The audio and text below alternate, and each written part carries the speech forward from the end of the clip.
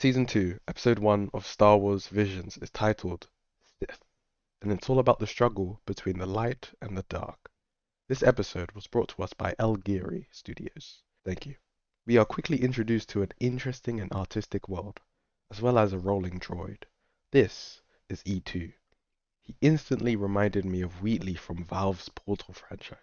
There's a lot of references to Portal here, well I think, through character design, through the use of blue and orange. It might all be coincidental, and I might be projecting, but you guys let me know in the comments down below. E2 notices a distress and goes to investigate. We follow him through an expressive tunnel. The environment lacks finish, though very artistic. You are quickly introduced to Lola, who is having a bad dream. They are surrounded by violent streaks of black paint, suggesting she has an element of untamed darkness within her. Just a bad dream, she says. E2 mentions the upcoming eclipse. An eclipse symbolizes beginnings, endings, and clean slates. This is foreshadowing the resolution and character development of the episode. Maybe it will inspire me to finish the painting. Lola gets up and makes herself what I believe to be paint coffee. With a little assistance from E2, she uses the Force to manipulate the bubbles in the machine, drawing them out and turning them into blobs of paint. I got this, she tells herself. Shortly after, she loses control. The once vibrant colored blobs are now black and void. Darkness is a part of her, but so is the light. As she lets go, we are quickly reminded of this from the dynamic yet unfinished environment. Light cannot exist without darkness. We get our first glimpse of her saber hilt, and she sets off to paint. We get a beautiful introduction to her world of paint, with an ominous presence looming in the background. It reminded me of Sabine Wren and her artistic representation in Star Wars Rebels, the animated series. She goes up a set of stairs towards an unfinished art piece.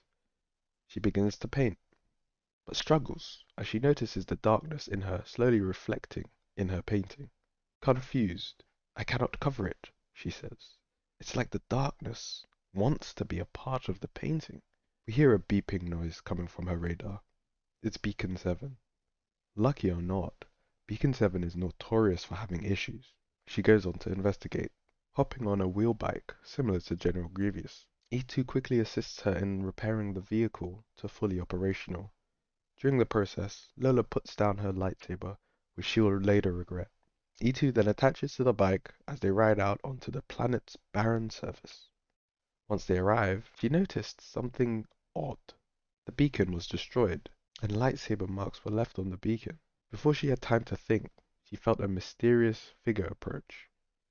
The Sith Master, with his two puppets. Lola had made a promise to the Sith long ago, but since left, I'm no Sith anymore. The Master's puppets approach Lola to capture her. Lola tries to arm herself but realizes quickly she forgot her lightsaber at home. She takes a deep breath and almost telepathically synchronizes with E2 to manufacture an escape. But that would be too easy. The Master's puppets have jetpacks and manage to keep up with the speed of the wheel bike. Blasts rain from the sky. We get a marvelous action scene resulting in the destruction of one of the two puppets. She rides all the way back home, and just before the door, a blast from the remaining puppet manages to pit her off course. Defenseless, E2 comes to protect her, taking out the last puppet with a Death Star-inspired blast. His heroics was short-lived, however, as the Sith Master wasn't far behind and dismembered E2 using the Force, as he slowly paced towards Lola. Lola screamed in despair, but quickly recovers as she realizes she must keep moving. She led the Sith Master down a corridor and was forced to fight back. The Master made a remark at Lola's new lightsaber. The Master's lightsaber blade was shaped as a medieval longsword, whereas Lola's had a katana look and feel. This distinction may be important to note. A katana has one sharp edge, whereas a longsword has two, suggesting a double-edged sword, the Sith B. We witness the light and dark forced to clash and dance as the two engage in combat. The Master paraphrases the two words, "Join me." Lola refuses. "I found my own path," she says, showing him her artistic space. But the Master ridicules her for this. "This is why you left? Darkness is your fate, insistent to bring her back to the dark side. The master tries to convince Lola that her fate lies with the dark side. Her only escape now is to become the Sith master. But she realized something about her painting, something about herself. Light and dark are part of the painting, part of me. She gains power and courage from this realization and grabs her lightsaber, extending it, revealing it as a double-bladed saber.